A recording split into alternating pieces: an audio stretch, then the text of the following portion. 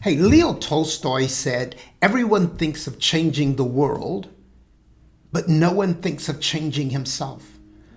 And I thought that's pretty cool because it is true. Guys, we want our environment to be different. We want our environment to change. We want everybody around us to change.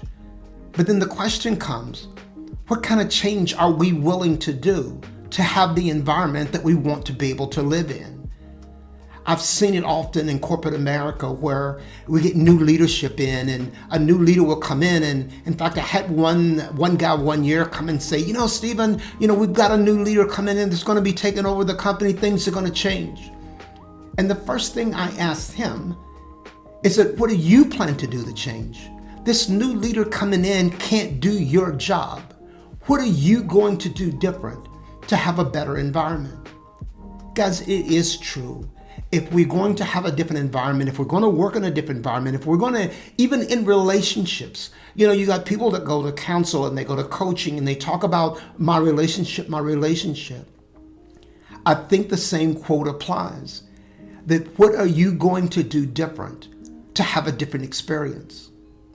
It is true that everybody wants to change the world. Everybody wants their world to change, but what are they doing to make a change in them to experience the change that they want to experience?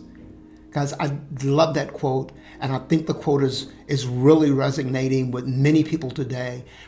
I think that we're at a time where if we ignore that quote, if we ignore those thought processes, that you can't expect, I think it was Einstein of one of them that said that if you keep doing the same thing every day, you'll keep getting the same results.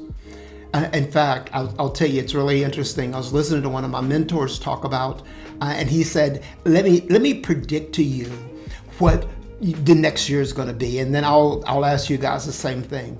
I can predict to you what 2026 is going to be for you.